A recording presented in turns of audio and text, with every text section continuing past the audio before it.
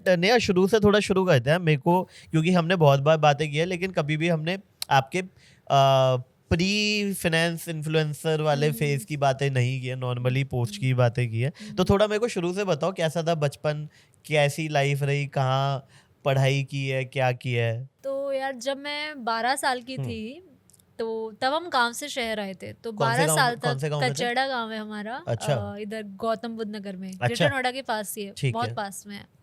तो वहाँ पर रहे थे हम तब तक। और पेरेंट्स किसान फैमिली से है, तो वेरी लोअर मिडिल क्लास जो आप बोलोगे ना, अच्छा। बिल्कुल लोअर से भी लोअर थे। तो ऐसा था कि मतलब we use to fight for daily जो घर का खाना वाना होता है उनके अच्छा। लिए। हाँ। ओके। तो बट फिर किसी ने बोला कि पापा को एक फैक्ट्री बताया कि वहाँ काम कर सकते हो, तो उन्होंने वहाँ काम करना चालू कर दिया गांव से ही। तो कुछ साल गए, बट गांव में ना डर होता था, डे और नाइट की दोनों की शिफ्ट होती थी। तो रात को जब पापा वापस जाते थे ना, तो डर होता था चोर का, या साइकिल राइट। छीन लेंगे। साइकिल से जाते थे पापा इतनी राइट। दूर, और हाँ। ज़्यादा पुरानी बात भी नहीं है, 2004 या 2005 की बात है ये। अच्छा। हाँ। तो वो डर होता था, तो उन्होंने तब सोचा कि यार ठीक है, अभी हम मूव कर सकते हैं थोड़ा बहुत, क्योंकि कुछ साल हो गए थे अर्न करते करते। ठीक है। तो आई थिंक उनको 4-5 हज़ार रुपये मिलते थे मंथ के। अच्छा। तो उसमें से फिर हम यहाँ लोहिया नगर है एक, ओके। गाजियाबाद में जगह, वहाँ रहे एक कमरे में 5 लोग। ओके। तो उसके बाद फिर यहाँ पर जैसे चेंज होता है ना, एनवायरनमेंट चेंज हो गया। तो वहाँ पर तो मैं हिंदी मीडियम से पढ़ी हूँ और सरकारी टाइप के स्कूल से। यहाँ पर पापा ने सोचा कि यार अब वो थोड़ा सा ठीक अर्न करने लग गए, तो थोड़ा सा इनको अपग्रेडेड लाइफ देते ठीक हैं। है। तो यहाँ इंग्लिश मीडियम में हम लोगों को दाखिला दिलाया। लेकिन वो जो Hindi medium to English medium है, वो नहीं हो ट्रांजिशन पाता। इतना मैं नहीं मैनेज कोई कर नहीं पाई, कर बिकॉज मैं पाता। 12 साल की ऑलरेडी हो चुकी थी। तब तक हमारा बहुत सारी चीज़ें सेट हो जाती है, राइट। 8th क्लास में थी मैं। तो उसके बाद एक इंसिडेंस बताती हूँ। तो हमारे यहाँ पर गांव में लड़कों को अगर ग्रीट कर रहे हैं तो भाई साहब बोलते थे, स्कूल्स में सिखाते थे। अच्छा। और लड़कियों को बहन जी सिखाते थे। ठीक है। तो मैं यहाँ पर आके सबको ऐसे ग्रीट करती थी, भाई साहब बहन जी। तो अरे भैया बच्चे लोग हंसते थे मेरे ऊपर। क्या हो रहा है ये ये? बहन जी क्यों बोल रही है? और भाई साहब भी क्यों बोल रही है ये? तो ऐसे छोटे छोटे इंसिडेंट्स बहुत होते थे, बहुत बहुत चीज़ों के मुझे नाम नहीं पता होते थे। राइट। तो ऐसे फनी हो जाता था स्कूल में। तो मेरा कॉन्फिडेंस बहुत ही नीचे आ गया था। ठीक है। तो बट धीरे धीरे फिर भी कि कुछ करना है यार, कुछ करना है फैमिली के लिए, अपने लिए कुछ करना है। तो ठीक है। एजुकेशन में थोड़ा ध्यान देके 12th मेरी ठीक ठाक 80% से पास आउट हो गई मैं, जो ठीक कि है। मेरे लिए बहुत बड़ी बात थी। वहीं बिकॉज गाजियाबाद से? हाँ, गाजियाबाद से पास आउट हुए हम।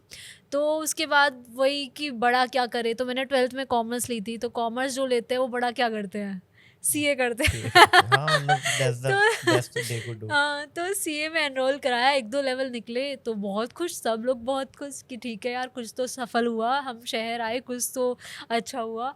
बट देन आईपीसीसी के बाद कुछ लेवल्स मेरे नहीं निकले, अच्छा। नहीं निकले।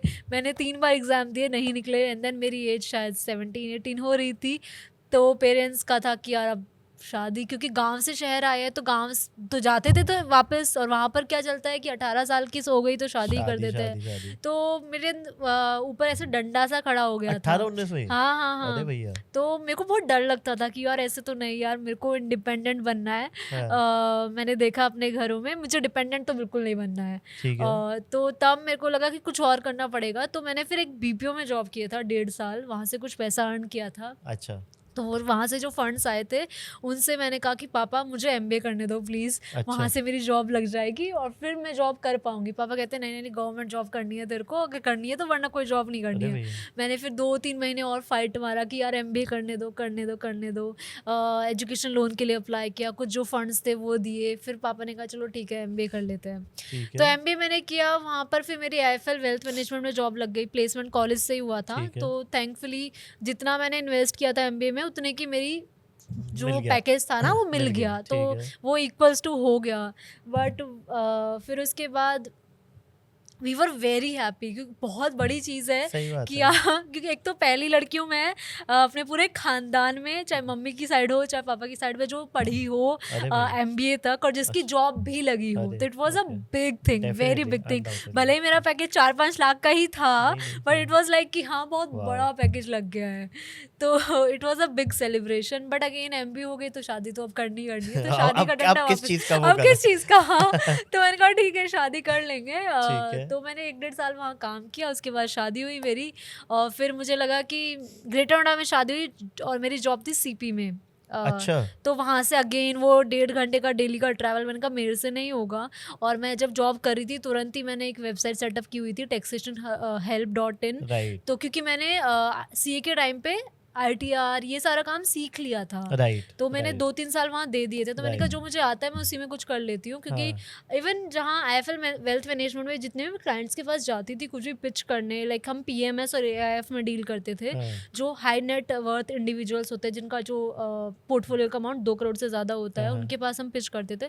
तो मोस्टली सबके बिजनेसेस होते थे, तो सैलरीड वाले बहुत ही कम लोग थे जिनके पास हम जाते थे। हाँ, तो तब मुझे लगा कि यार मुझे भी करना तो अपना ही है, अगर मुझे HNI में आना है तो गाइस अपना करना पड़ेगा।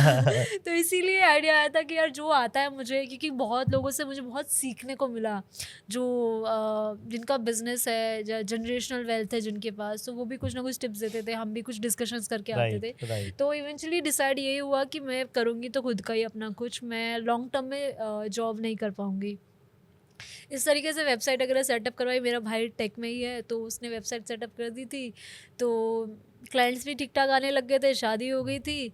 और लेकिन शादी के बाद लॉकडाउन आ गया था कुछ ही महीने बाद, तो तब मैं घर पे बैठ गई थी।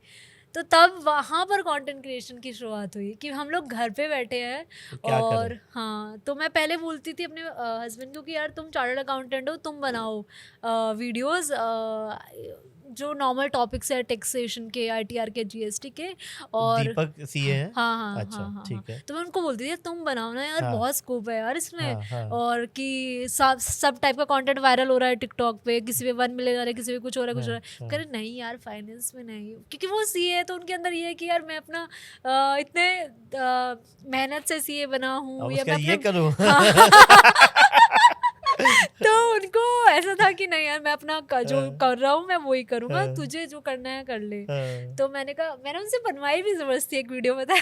अच्छा, उसी पे बीच में। हाँ। तो बट उन्होंने नहीं डलवाई, उन्होंने कहा मत डाल। तो मैंने कहा ठीक है मैं चालू करती हूँ, मेरे को तो बहुत ऐसा लग रहा है कि मैं कुछ कर सकती हूँ इसमें। तो मैंने डाला। उस वक्त MSME पैकेजेस आए थे, तो बहुत मेरे भी क्लाइंट्स को बहुत ज़्यादा कन्फ्यूजन थी कि हमें कम ब्याज दर पे लोन कैसे मिल सकता है, या ITR की डेट कितनी एक्सटेंड हुई है, GST की कितनी एक्सटेंड हुई है, और मोरेटोरियम पीरियड क्या होता है, कितने महीने का हमें इंटरेस्ट नहीं देना पड़ेगा। बहुत सारा कन्फ्यूजन था।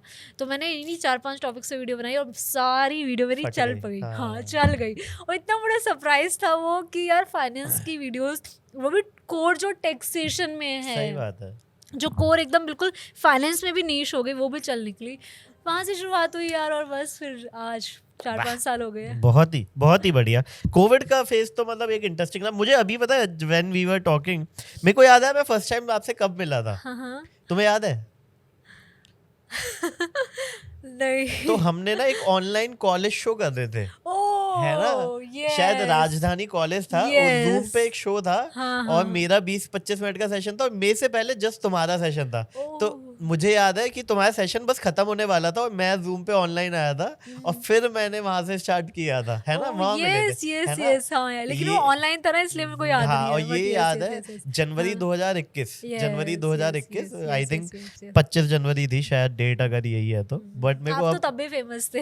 हाँ, मतलब फेमस तो क्या, लेकिन हाँ, मगर मुझे वो मैं सोचा था मैं यार मिला कहाँ हूँ, क्योंकि मैं फिजिकली तो वहां मिला हूँ, पहले से कैसे जानता हूँ, मैं वो फिगर आउट कर रहा था अभी। बट बहुत सही है यार, बहुत सही है। और मुझे लगता है आप I think one of the leading finance influencer हो जिन्होंने ये फाइनेंस वाले जॉनरा को स्टार्ट किया है इंडिया में। शायद शॉर्ट वीडियो में तो मेरा ही पहले था, बिकॉज टिकटॉक के टाइम पर मेरे ऑलरेडी 3 लाख फॉलोअर्स थे। ओह माय गॉड, और अब जब टिकटॉक वो में फाइनेंस में खेल गई। हाँ। भाई साहब टिकटॉक में जहाँ पर लोग डांस कर रहे हैं, म्यूजिक गा रहे हैं, क्रिंज बोलते रहे, यहाँ पे फाइनेंस चल रहा था।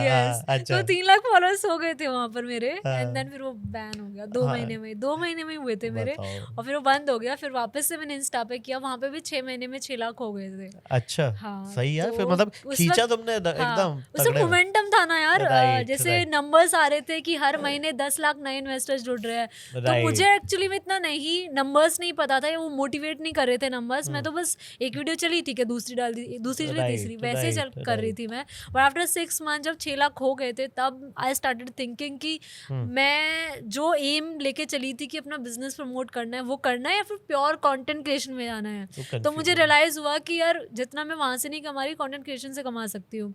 तो मैंने धीरे धीरे फिर फुल टाइम कंटेंट क्रिएशन में आ गई। पिवट मार दिया यार स्टार्टअप क्विक, वेरी क्विक। तो गाइस, ऐसी छोटी छोटी क्लिप्स में पैक आपको बड़ा एंटरटेनमेंट चाहिए, so don't forget to like, share and subscribe to काफी वाइल्ड शो क्लिप्स।